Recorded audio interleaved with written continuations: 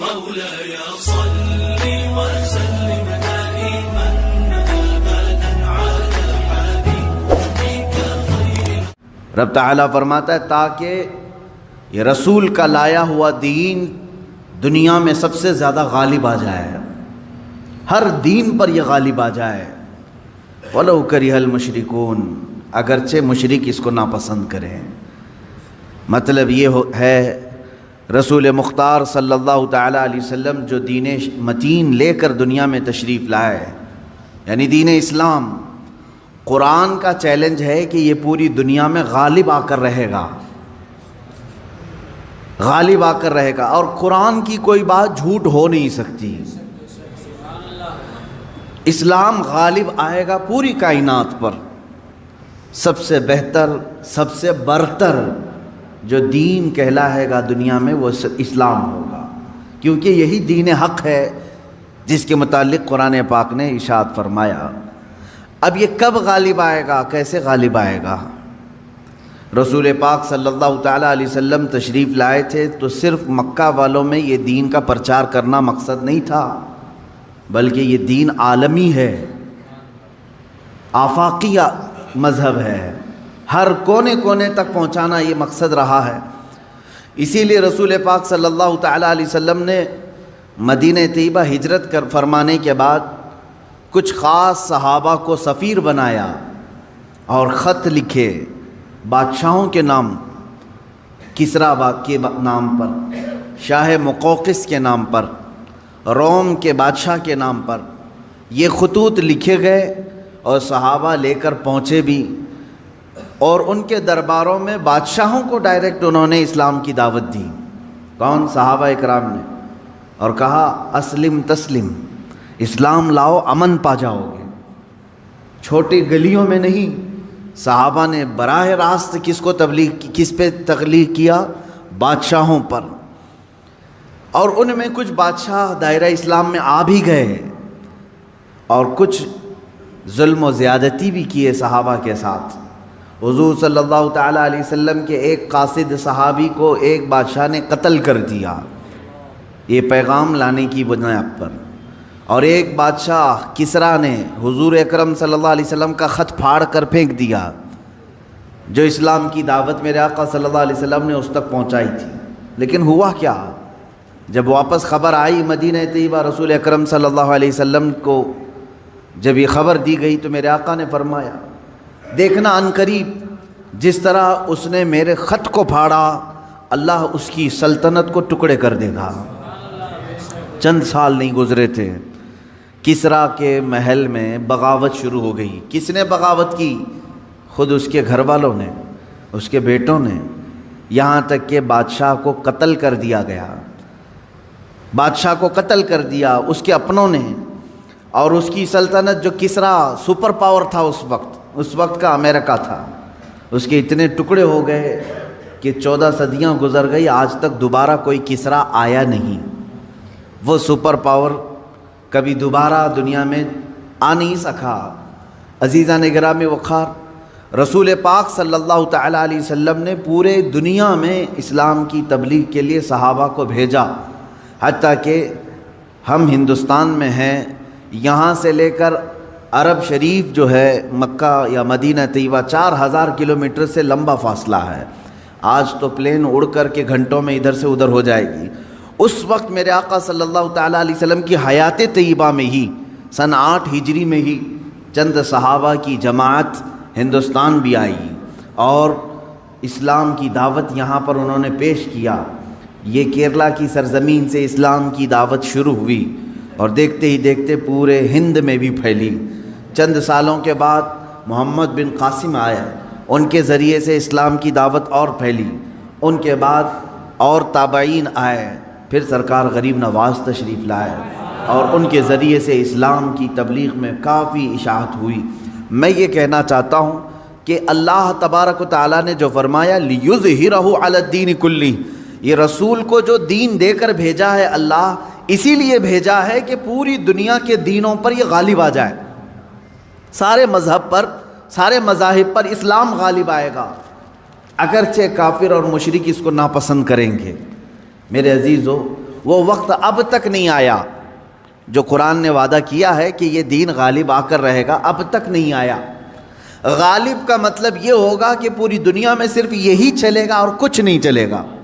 غالب کا معنی یہ میں یہاں مراد لے رہا ہوں۔ اس طرح سے 1400 سال میں کبھی نہیں ہو سکا۔ سیدنا ابو بکر صدیق رضی اللہ تعالیٰ عنہ کے زمانے میں خلافت کی وسعت ہوئی، یمن تک پہنچ گیا۔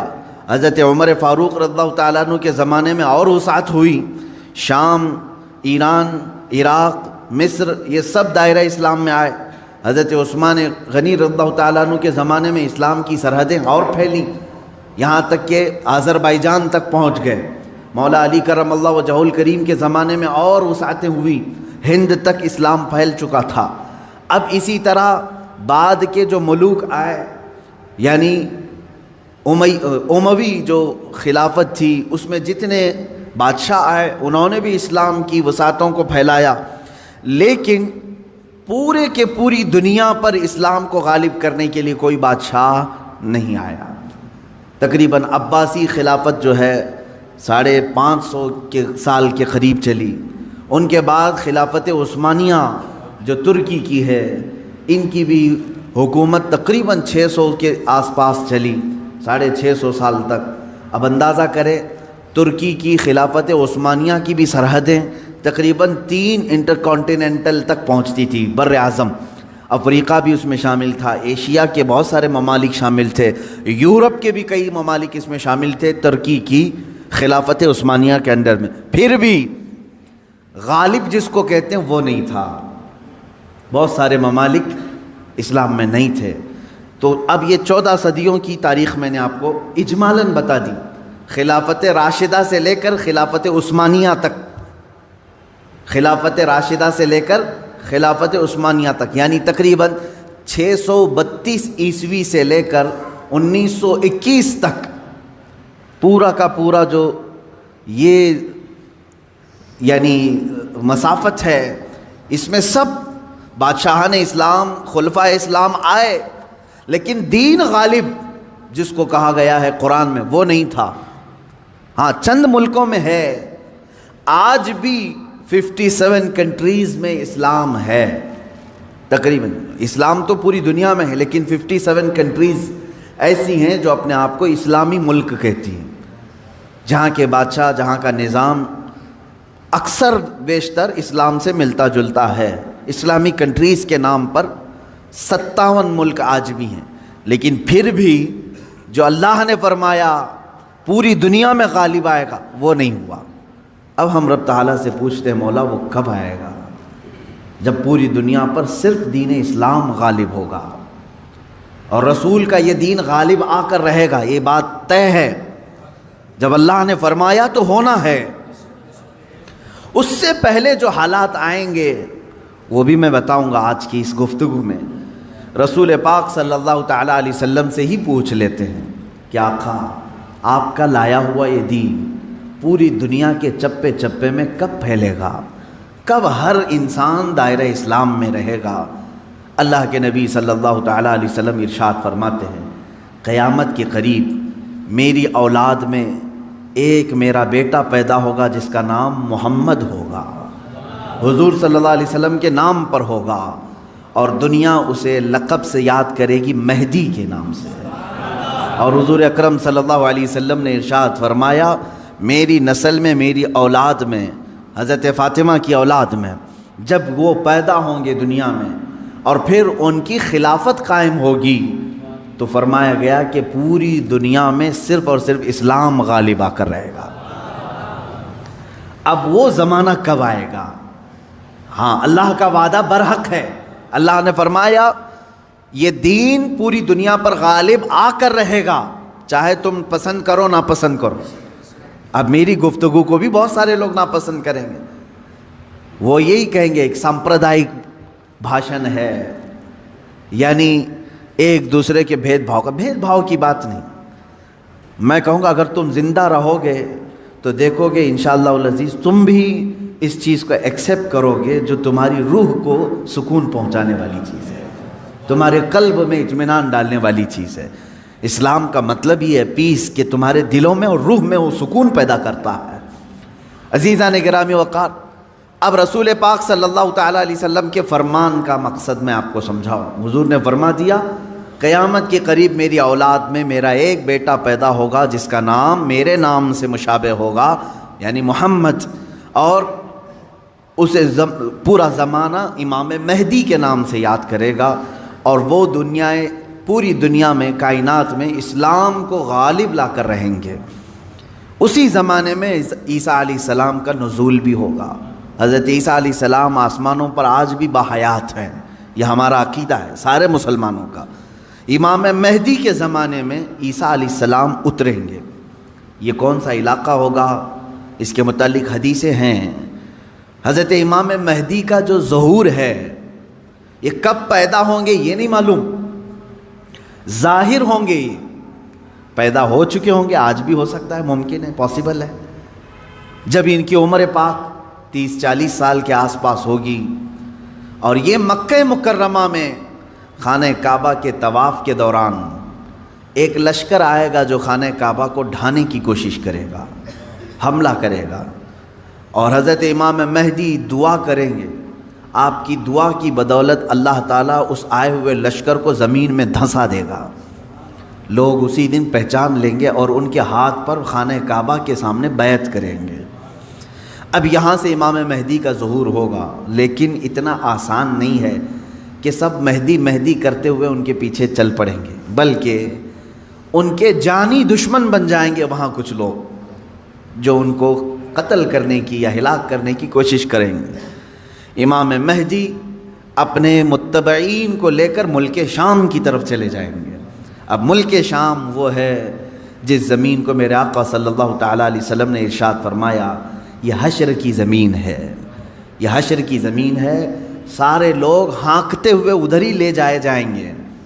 آج شام سے سب بھاگ رہے ہیں، بمباری ہو رہی ہے، لیکن میرے آقا نے فرمایا ایک زمانہ ایسا آئے گا کہ سب ہجرت کر کے ملک شام کی طرف جا رہے ہوں گے، سب جمع ہو رہے ہوں گے، ملک شام جمع ہو رہے ہوں گے، اور وہاں امام مہدی پہنچیں گے، اور وہاں آپ کی خلافت قائم ہوگی، اور عدل و انصاف اس قدر ہوگا کہ پھر وہ زمانہ آئے گا کہ شیر اور بکری ایک ساتھ چر رہے ہوں گے، کوئی ایک دوسرے پر حملہ نہیں کرے گا، اتنا امن قائم ہوگا۔ یہ رسول پاک صلی اللہ علیہ وسلم کی احادیث میں ہے۔ اب امام مہدی کی امامت کے دوران وہ فجر کا وقت ہوگا جب حضرت عیسیٰ علیہ السلام آسمان سے اتریں گے، اور جماعت کھڑی ہونے والی ہوگی، قائم ہونے والی ہوگی۔ حضرت عیسیٰ علیہ السلام ایسے اتریں گے جیسے ان کے جسم پر نہائے ہوئے قطرے ٹپک رہے ہوں۔ آپ کو حضرت امام مہدی پہچانیں گے اور آپ کو لا کر کے مصلی کی طرف بڑھائیں گے۔ نبی اللہ ہیں، روح اللہ ہیں، عیسیٰ ابن مریم سلام اللہ علیہ، قرآن پاک میں جن کے تذکرے ہیں، وہ اللہ تبارک و تعالیٰ کی نشانیوں میں سے ایک نشانی ہے، وہ عیسیٰ آئیں گے۔ اب وہ نبی جب امام مہدی ان کو آگے بڑھائیں گے، حضرت عیسیٰ علیہ السلام امامت کے لیے آگے نہیں بڑھیں گے، اور کیا فرمائیں گے؟ ارشاد فرمائیں گے کہ یہ مصلی امامت امت محمدیہ کا حق ہے، آپ امت مصطفیٰ ہیں، آپ امامت کریں، ہم مقتدی بنتے ہیں۔ اللہ اکبر، رسول پاک صلی اللہ علیہ وسلم کے مقتدی بنے سارے انبیاء، یہ تو معلوم ہے، لیکن رسول کی ایک امتی کے مقتدی بھی عیسیٰ علیہ السلام بن رہے ہیں۔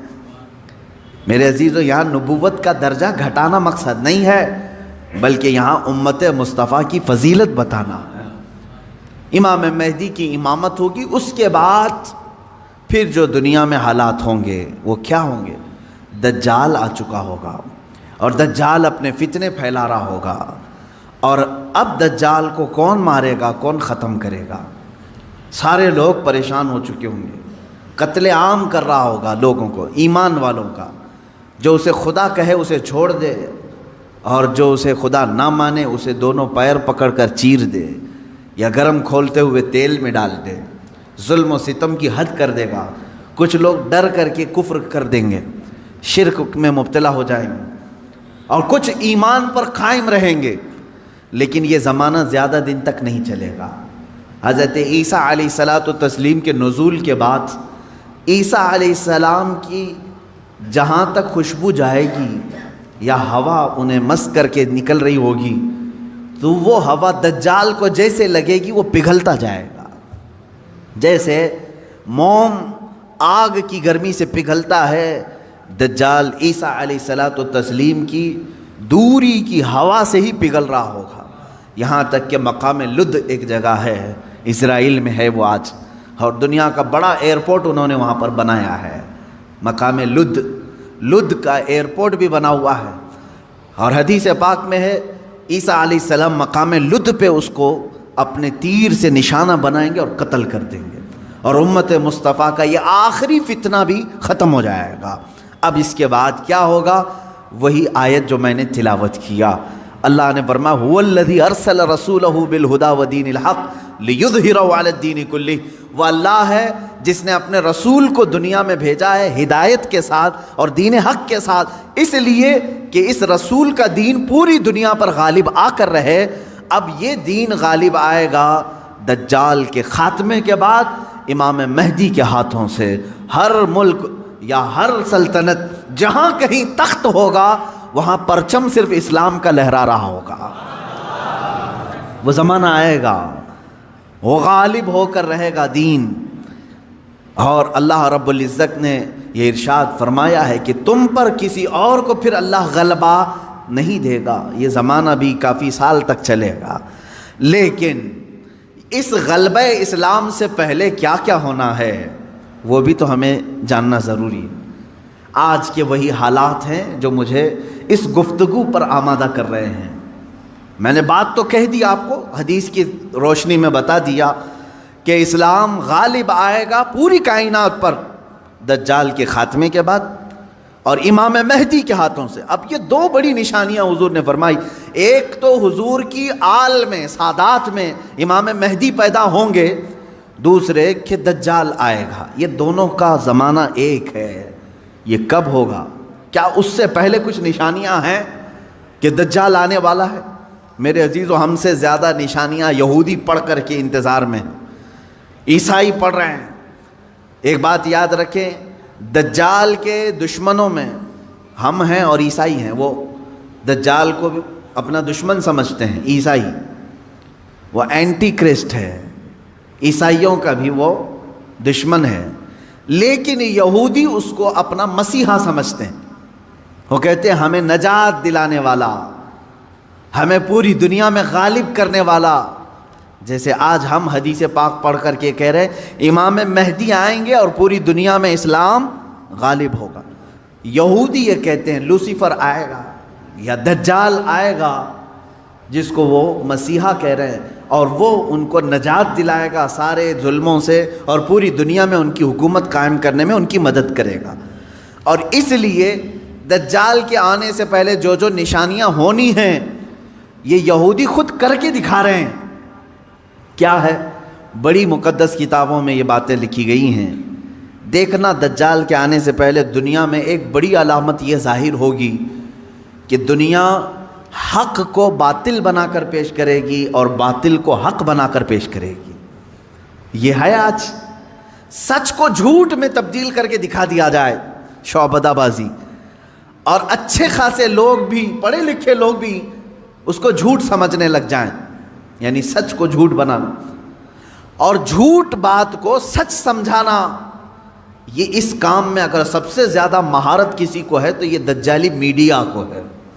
میڈیا آج دجال کے آنے کے راستے ہموار کر رہی ہے، اور خود عالمی میڈیا کی بات کر رہا ہوں میں، پوری دنیا کی میڈیا اس میں ملوث ہے۔ ذہنوں کو ڈائیورٹ کر دینا، اصل مدعے سے بھٹکا دینا، یہ کام کون کر رہا ہے آج؟ سب سے زیادہ میڈیا کر رہی ہے۔ میرے عزیزو، سچ بات کو جھوٹ بنا کر پیش کرنا یہ دجال کے آنے سے پہلے ہوگا اور کثرت سے ہوگا، کثرت سے ہوگا۔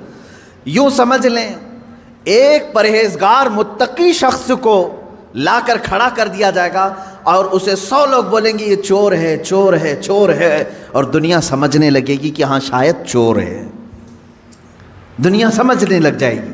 یعنی تقریباً 90% لوگ ان کی باتوں پر یقین کرنے لگ جائیں گے کہ شاید یہ چور ہے، شاید یہ چور ہے۔ اور اسی طرح کسی ظالم منحوس چور کو لا کر کے وہ کھڑا کریں گے اور کہیں گے یہ پرہیزگار ہے، یہ پرہیزگار ہے، یہ پرہیزگار ہے، اور دنیا اس کو پرہیزگار سمجھنے لگ جائے گی۔ کیا یہ دونوں چیزیں آج کرنے کے لیے پوری social media, internet, news channel نہیں ملوث ہیں اس میں؟ چوروں کو حکومت پر بٹھا کر کے ان کی فضیلت بیان کرنا ہندوستان سے زیادہ ہمیں کہاں نظر آئے گا؟ سب سے زیادہ ہمیں یہاں نظر آتا ہے جو پورے کے پورے ملک کو گبن کر کے بیٹھے، اسے مسیحات اور اسے لوگوں کا ایسا بے کسوں کا کس جس کو کہا جائے ایسا بنا کر پیش کرنا، یہ میڈیا کا رول ہے۔ عزیزان گرامی وقار، پورے ذہنوں کو ڈائیورٹ کیا جائے گا اور تقریباً یہ جادو کی طرح اثر کر جائے گا لوگوں پر۔ مثال کے طور پر ایک جادوگر کسی محلے میں آتا ہے، شعبدہ بازی دکھاتا ہے۔ پہلے تو ہوتا تھا سڑکوں پر ہی کھڑے ہو جاتے تھے، سانپ کا کھیل دکھانے والے، یا کسی بچے کو لٹا کر چادر اوڑھا کر اس کی گردن الگ کر کے دکھانے والے، یہ شعبدہ بازی ہوتی تھی۔ لیکن ایک بات یاد رکھیں، لوگ گھیرا ڈال کر دیکھتے تو ہیں، اس میں 90% لوگ صحیح سمجھ لیتے تھے، جبکہ وہ آنکھوں کا دھوکہ ہے۔ بہت ساری چیزیں اتنے شارپ طریقے سے وہ جادوگر کر کے دکھاتا ہے کہ تمہاری آنکھوں کو دھوکہ ہوتا ہے۔ لیکن میرے عزیزوں، اسی مجمع میں 5 یا 10% ایسے لوگ بھی ہوتے ہیں جو اس کے ان کاموں پر یقین نہیں کرتے۔ ہے ہر زمانے میں جہاں پر بھی جو جادو دکھا رہا ہے اس کے مجمع میں پورے 100% لوگ یقین کرنے والے نہیں ہوتے، چند لوگوں کے دلوں میں شک ہوتا ہے کچھ تو اس نے گڑبڑ کیا ہے۔ اب یہ وہ لوگ ہوتے ہیں جن کی عقل سلیم ہوتی ہے اور دل پاک ہوتا ہے، ان کے اوپر جلدی جادو اثر نہیں کرتا۔ اسی طرح میرے عزیزو، آج کے زمانے میں یہ جو دجالی نظام قائم ہے، اس کا اثر بھی بھولے بھالے لوگوں میں تقریباً ہو جاتا ہے، لیکن سلیم فطرت والے جو عقل سلیم رکھتے ہیں ان پر ان کا جادو اثر نہیں کرے گا۔ اب آپ سب کو میں پہلے سے آگاہ کر رہا ہوں، اپنے ذہن کو، اپنے عقل کو سلیم بنا کر کے رکھو۔ یہ کیسے رہے گا؟ اللہ کی باتوں پر یقین رکھو، اور اس کے علاوہ جو بھی کہے گا، اللہ اس کے رسول کے علاوہ جو بھی کہے گا وہ سچ بھی ہو سکتا ہے، جھوٹ بھی ہو سکتا ہے، مگر میرے مولا کے قول میں جھوٹ کی طرف شائبہ بھی نہیں، سچ ہی ہوگا۔ جب تمہارے ذہنوں میں یہ بات آئے گی تو پھر تم دنیا کو 100% ایمان لانے والے، یقین کرنے والے نہیں رہیں گے۔ آج دیکھ رہے ہیں آپ، میں مسلسل پچھلے 1 ہفتے سے دیکھ رہا ہوں، فرانس میں جو گستاخی ہوئی اور اس کے پاداش میں جو کچھ بھی حالات ہوئے سب کو معلوم ہے۔ فرانس میں جو کچھ ہوا اس پر ڈیبیٹ انڈیا میں بھی چل رہا ہے۔ ہندوستان کے ہر نیوز اینکر اس کو لے کر کے گرما گرم بحث کر رہے ہیں، اور کچھ ایسے لوگوں کو لا کر بٹھایا جاتا ہے، مجھے ان کے بارے میں معلوم نہیں، وہ پیڈ ہوتے ہیں یا بکے ہوئے ہوتے ہیں، یا ان کو اسکرپٹ یعنی سکھائی جاتی ہیں، لکھ کر کے دیے جاتے، پتہ نہیں کون لوگ بیٹھتے ہیں۔ آپ کو عام لوگ ہیں آپ، مجھے معلوم ہے، لیکن میں آپ کے سامنے گفتگو کر رہا ہوں، سنیے۔ ایک اسکول کا ٹیچر بلیک بورڈ پر کارٹون بناتا ہے رسول پاک صلی اللہ علیہ وسلم کا، اس کی شکایت بھی ہوتی رہی لیکن وہ باز نہیں آیا، اور اسی علاقے کا کوئی ایک نوجوان اس سے برداشت نہیں ہوا، اس نے جا کر کے اس کا سر قلم کر دیا۔ یہ ہے، معلوم ہے آپ کو، یہ رپورٹ ہے، آپ کو معلوم ہے۔ اس نے سر قلم کر دیا، وہ اس کا اپنا پرسنلی معاملہ تھا، عبداللہ شیشانی جو بھی ہے۔ اب اس کو کیا چھوڑ دیا؟ لوگوں نے چھوڑ دیا عبداللہ کو، بلکہ اسی وقت گولیوں سے بھون دیا فرانس کی پولیس نے، ختم کر دیا۔ دونوں ختم ہو گئے، جن کے دونوں کے معاملات تھے وہ چلے گئے۔ اب میں ایک جملہ کہتا ہوں، تمہارے نزدیک عبداللہ شیشانی ٹیررسٹ ہے، یعنی اس نے سر قلم کیا اس لیے یہ ٹیررسٹ ہے۔ ہمارے نزدیک رسول کا خاکہ بنانے والا سب سے بڑا ٹیررسٹ، ظاہر سی بات ہے۔ اب فیصلہ یہی ہوگا، تمہارے نظر میں جو ٹیررسٹ تھا اس نے اس کو قتل کیا جو ہمارے نظر میں ٹیررسٹ تھا۔ بہرحال یہ معاملہ ہو گیا یا ختم ہو گئی بات.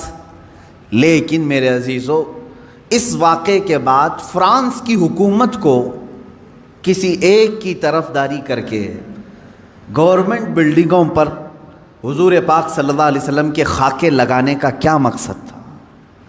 حکومت کسی ایک ویکتی کے، ایک پرسنل شخص کی حمایت کرتے ہوئے اور گورنمنٹ کی بلڈنگ پر بڑی سائز میں حضور پاک صلی اللہ علیہ وسلم کی تصویر لگا رہی ہے، یعنی کارٹون بنا کر کے.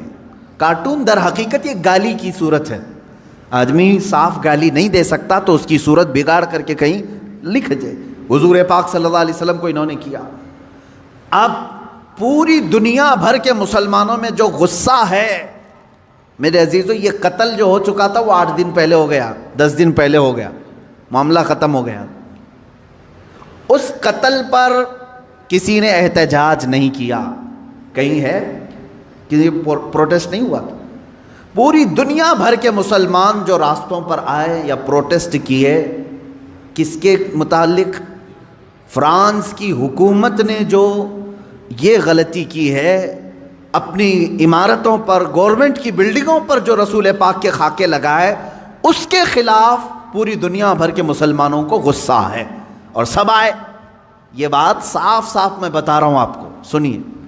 آپ کا میرا غصہ بھی کس پر ہے؟ دیکھیں، ٹیچر کا معاملہ ختم ہو گیا، اس نے کیا تھا، سامنے والے نے مار دیا، وہ معاملہ ختم ہو گیا، وہاں ختم ہو گئی چیز. اور جس نے قتل کیا اس کو بھی تم لوگوں نے نہیں چھوڑا، وہ بھی اس کو بھی گولیوں سے مار دیا، معاملہ ختم. لیکن ایک گورنمنٹ کا بلڈنگ پر اس طرح سے تصویریں لگانا، یہ در حقیقت پوری دنیا کے مسلمانوں کو جھنجھوڑنا تھا، پوری دنیا کے مسلمانوں کے دلوں پر ضرب لگانا تھا. اب ہم پروٹیسٹ کیے، آپ پروٹیسٹ کیے، ہم نے کہا، لیکن ہندوستان میں آنے کے بعد اب دجالی نظام کی جو میڈیا ہوتی ہے یہ کیا کرتی ہے؟ پورے بحث کو ڈائیورٹ کرتی ہے، پورے مدے کو ڈائیورٹ کرتی ہے. یہ سارے جتنے پروٹیسٹ ہو رہے ہیں، نیوز والے اسے کیا دکھا رہے ہیں جانتے ہیں آپ؟ نیوز والے یہ دکھا رہے ہیں کہ دیکھو، ایک ٹیررسٹ کی حمایت میں اتنے مسلمان ہندوستان کی سڑکوں پر آ گئے. یعنی عبداللہ شیشانی نے جو قتل کیا ٹیچر کا، اس کی حمایت میں یہ سارے لوگ کھڑے ہیں اور پورا ڈیبیٹ اسی پر چل رہا ہے. کیا آپ لوگ ہندوستان میں رہ کر کے ایک قتل کی حمایت کرتے ہیں؟ ایک قتل کی حمایت کرتے ہیں؟ ہم نے کہاں یہ قتل کے متعلق پروٹیسٹ کیا ہے؟ بتاؤ ذرا صحیح. اس عبداللہ نامی لڑکے کا کسی ایک کے ہاتھ میں بینر آیا پوری دنیا میں کہیں پر کہ اس کے قتل کی حمایت میں پروٹیسٹ ہو رہا ہے؟ میرے عزیزو، پورے مدے کو ڈائیورٹ کرنا یہ میڈیا کا کام ہے، جبکہ انہیں معلوم ہے کہ پوری دنیا کے مسلمان جو پروٹیسٹ کر رہے ہیں وہ قتل کے متعلق نہیں، بلکہ وہ فرانس کی گورنمنٹ کی حرکتوں پر پروٹیسٹ کر رہے ہیں. اب اس کی ایک مثال میں آپ کو بتا دوں. یہ میڈیا اینکرز یہ کہتے ہیں کہ فرانس کا وہ اندرونی معاملہ ہے، وہ اندرونی معاملہ ہے، وہ چاہیں ان کو فریڈم آف ایکسپریشن ہے، وہ سیکولر ہیں، وہ چاہیں تو کسی ایک ویکتی کی حمایت کریں اور بلڈنگ کی پوری تصویر لگا دیں رسول پاک صلی اللہ تعالیٰ علیہ وسلم کی تصویر سے. میرے عزیزو، اگر یہ فرانس کا اندرونی معاملہ ہے تو انڈیا میں ڈیبیٹ کیوں ہو رہا ہے؟ آپ کے نیوز روم میں یہ بحث کیوں ہو رہی ہے؟ آپ یہ سمجھیں، اس زمانے کا سب سے بڑا خطرناک جال یہ میڈیا ہے، نیوز کا. جو اب ظاہر سی بات ہے یہ ہماری بھی کلپس اٹھا کر کے چلائیں گے اور پھر ہمیں بھی بتائیں بھڑکاؤ مولانا ہے، سامپردائک پھیلانے والے ہیں، ہماری گفتگو کو کاٹ کر کے پیش کریں گے، ان کا کام ہی وہ ہے. لیکن میں آپ کو بتاؤں کہ پورے ہندوستانی مسلمانوں کے دماغ کو ڈائیورٹ کر رہے ہیں کہ تم لوگ جو پروٹیسٹ کر رہے ہو، ایک قتل کی حمایت میں کیسے پروٹیسٹ کر رہے ہو؟ ان سے کوئی بھی ڈیبیٹ میں بیٹھنے والا یہ نہیں کہہ رہا ہے، بلکہ وہاں ثابت کرنے کی کوشش کر رہے ہیں قتل ایسا ہو سکتا ہے، ویسا ہو سکتا ہے. میرے عزیز، یہاں کہنا تو یہ چاہیے تھا قتل ہوا اور اس کے مقابل میں جس نے قتل کیا اس کا بھی قتل ہو گیا. ہم اس مدے پر بات نہیں کر رہے ہیں، ہم تو گورنمنٹ کے خلاف بات کر رہے ہیں جو فرانس کی حکومت نے اپنی عمارتوں پر میرے آقا کی تصویر کشی کی ہے. ہم اس کے خلاف کھڑے ہیں. اب مجھے ایک بات بتائیں، کیا کسی ایک شخص کے کچھ ایسا قتل کرنے کی بنیاد پر پوری دنیا بھر کے 180 کروڑ مسلمانوں کے نبی کی توہین کرنا جائز ہو سکتا ہے؟ جائز ہو سکتا ہے؟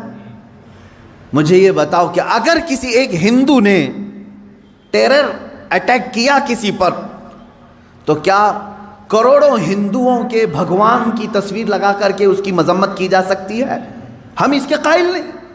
ایک ہندو نے اگر ٹیرر اٹیک کیا کسی پر تو کروڑوں ہندوؤں کے رام کرشن کی تصویر کشی کرنا، اس کی اجازت نہیں دیتے ہم۔ سارے مذہب کے جو دیوی دیوتا ہیں ہم ان کو کرٹیسائز کہاں کر رہے ہیں؟ عزیزان گرامی وقار، یہ اسلام ہے جو انصاف سکھاتا ہے۔ اگر کسی ایک کے ساتھ کچھ معاملہ ہوا ہے تو اس کے پورے گھر کو لے کر کے نہ گرفتار کرو، اس کے پورے دین پر انگلی نہ اٹھاؤ۔ آج یہی دنیا میں ہو رہا ہے، اور پوری دنیا میں مجھے تو یہ سمجھ میں نہیں آتا ان پر کیس کیوں نہیں ہوتا، یہ میڈیا اینکرز پر۔ یہ سیدھے یہ جملہ بار بار کہتے ہیں اسلامک آتنکواد نے حملہ کیا، اسلامک آتنکواد نے حملہ کیا۔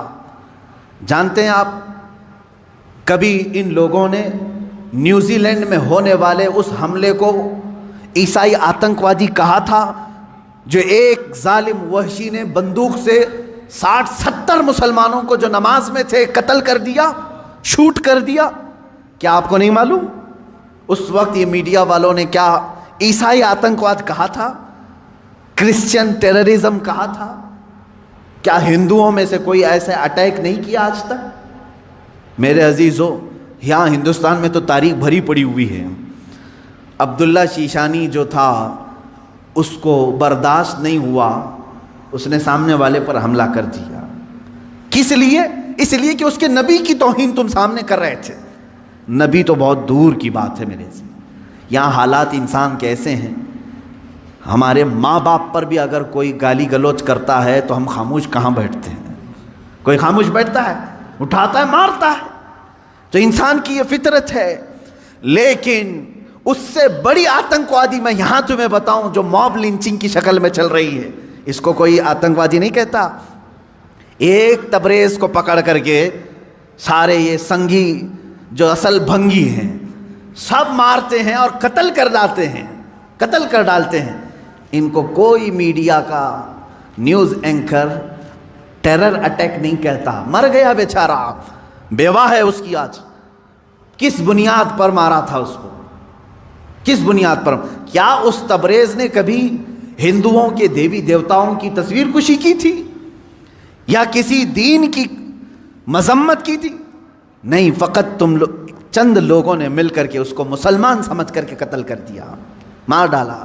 پہلو خان اس سے پہلے کے یہ قتل ہیں، اور آپ کو اس سے پہلے کی بھی واقعات معلوم ہے 5-6 سال میں کیا چل رہا ہے۔ کسی کے گھر میں گھسے یہ آتنکوادی، اس کے گھر میں گائے کا گوشت ہے، اس کی وجہ سے اسے قتل کر دیا۔ یہ کیسے تمہاری فریڈم ایکسپریشن ہے؟ یہاں تو تمہیں کھانے کی آزادی نہیں ہے، فرانس کی حمایت میں بولنے کے لیے بیٹھے ہوئے ہیں۔ ان کے پاس منہ کیسے ہے؟ یہ میڈیا جو آج کہہ رہی ہے کیا فرانس کو اتنی آزادی نہیں ہے کہ وہ کسی کی تصویر نکالے؟ میں کہتا ہوں تم پہلے اپنی آزادی کو دیکھ لو، پہلے اپنی آزادی کو دیکھ لو۔ آج سے تقریباً 15 سال پہلے ایک بوڑھے شخص کو ہندوستان سے نکال باہر کیا تھا تم نے بھی، ایم حسین کو معلوم ہوگا۔ اس نے کچھ دیوی دیوتاؤں کی تصویر نکالی تھی، وہ بھی 90 کی دہائی میں، 92 میں یا 93 میں۔ اس کو 10-12 سال کے بعد اٹھا کر کے جلا وطن کر دیا، وہ قطر میں جا کر کے ختم ہوا۔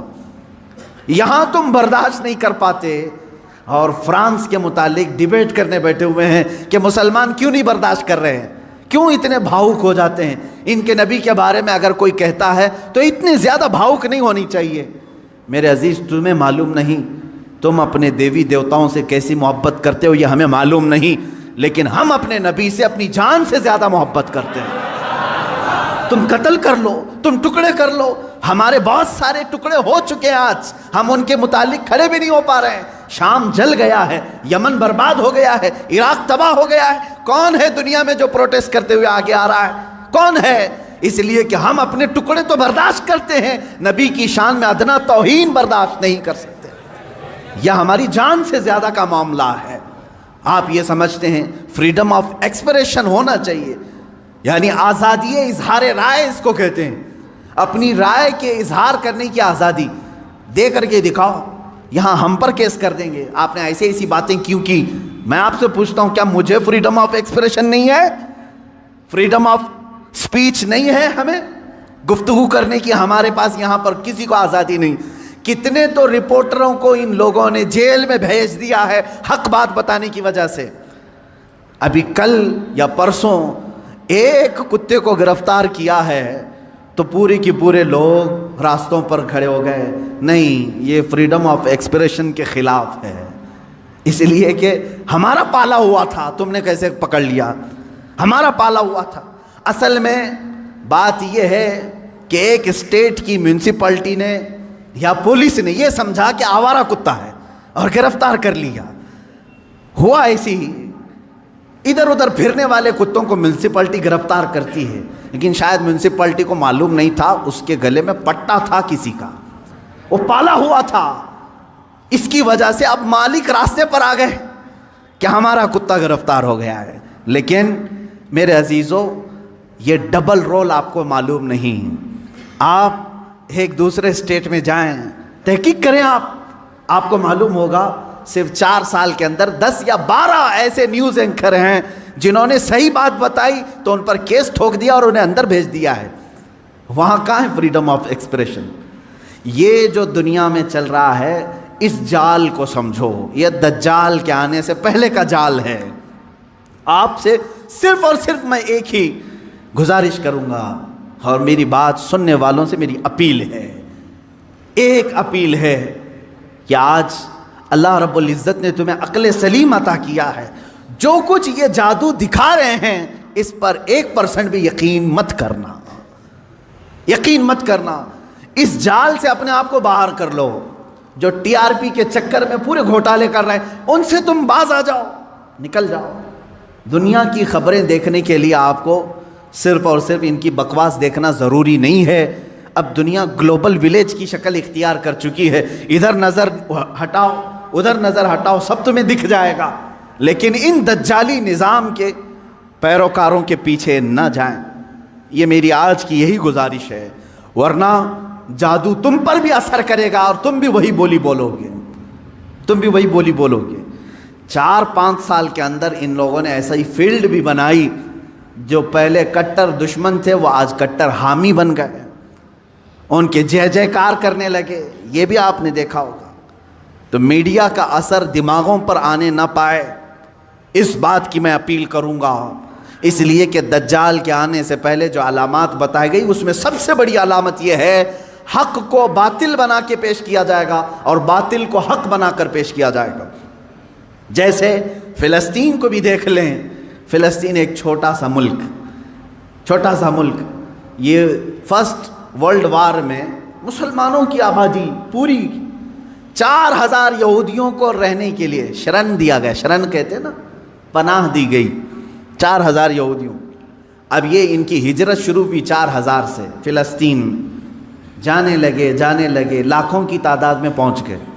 1948 کے زمانے میں 1947 جو ہماری آزادی کا سال ہے، اسی کے دوسرے سال اسرائیل میں وہ جو 4000 آئے تھے اب لاکھوں کی تعداد میں جمع ہوئے، انہوں نے اعلان کر دیا کہ یہ فلسطین نہیں ہے، یہ اسرائیل ہے، یہ ہمارا ملک ہے، ہمارے باپ داداؤں کا ملک ہے، پہلے سے ہم یہیں آباد تھے۔ اب وہ دنیا کو منانے لگے، اپنی ایمبیسیاں ہر ملک میں کھولنے لگے۔ کچھ ملک اس وقت نہیں تسلیم کر رہے تھے کہ نہیں تم کنٹری نہیں ہو، تم زبردستی قبضہ کیے ہو، لیکن میڈیا نے اتنا دماغ واش کیا کہ آج عرب کی دھرتی پر بیٹھے ہوئے بادشاہ بھی یہ کہنے لگے فلسطین تھا ہی نہیں، اسرائیلی اصل ہے۔ مان لیا، یہ جادو اثر کر گئے۔ آج متحدہ عرب امارات بھی کہتا ہے کہ اسرائیل ایک کنٹری ہے، ہم اس کو تسلیم کرتے ہیں۔ سعودی نے بھی تسلیم کر لیا ہے، جارڈن تو بہت پہلے سے تسلیم کیا ہوا ہے، مصر تسلیم کیا ہے، اب سوڈان کی باری ہے۔ اس طرح سے جو اسلامک کنٹریز تھے وہ کہتے تھے فلسطین ہمارا قبلہ اول ہے، وہاں پر بیت المقدس ہے، سال ہا سال سے مسلمان آباد ہیں۔ کوئی تسلیم نہیں کرتا تھا، لیکن میڈیا کا جادو اثر کرتا رہا۔ انہوں نے ایسی فیلڈ بنائی کہ اب ہر کوئی ان کے انڈر میں آتا رہا۔ یہ دجال کے آنے سے پہلے یہ فیلڈ ہموار کی جائے گی۔ اب مسلمانوں، آپ اپنے ذہن کی خبر لو، اپنے دماغ کی خبر لو، کیا ان کی بنائی ہوئی فیلڈ پر تم بھی اپنا دین بیچ کر کے ان کی جے جے کار کرو گے، یا پھر رسول پاک کے لائے ہوئے دین پر برقرار رہو گے؟ اپنے ذہن کی خبر تم خود لے لینا۔ دنیا جو دکھا رہی ہے میں اس کو ایکسیپٹ کر لوں گا۔ جیسے مار مار کر کے کسی کو چور کہلوایا جائے، پولیس کا کام ہوتا ہے، وہ ظلم برداشت نہیں کرتا، آخر میں کہتا ہاں میں نے چوری کر لیا، لے جا کر کے کورٹ میں پیش کر دیا، دیکھو ہم نے اس کو اقرار کرا دیا اس نے چوری کیا، تم نے اس پر اتنی لاٹیاں ماری، اتنا کچھ کیا، مجبور ہو کر کہ اس نے کیا۔ یہی کام پوری دنیا میں کیا جائے گا، جگہ جگہ پکڑ کر کے مارنا، تمہاری داڑیاں کھینچنا، تمہاری ٹوپیاں اتارنا، تمہیں قتل عام کرنا، کسی ملک سے دربدر کرنا۔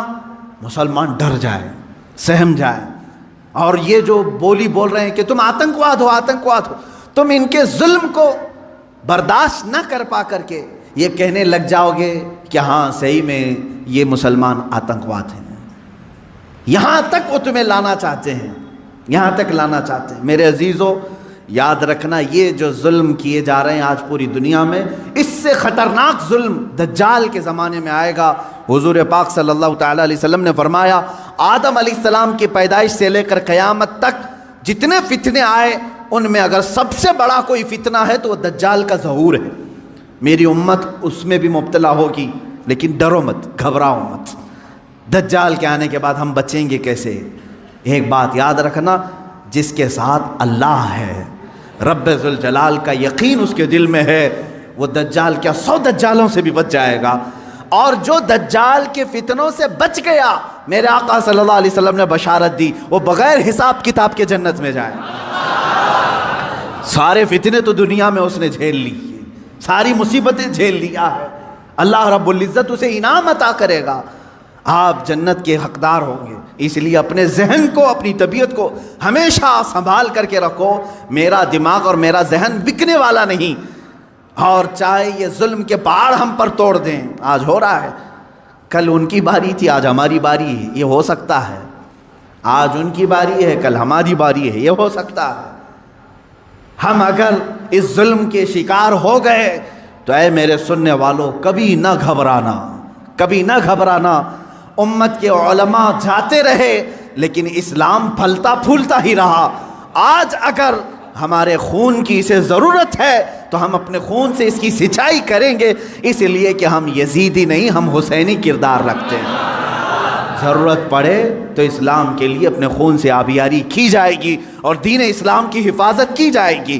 آپ سب اپنے اختلافات کو ختم کرو۔ ان دجالی نظاموں پر آپ یقین کبھی مت رکھنا۔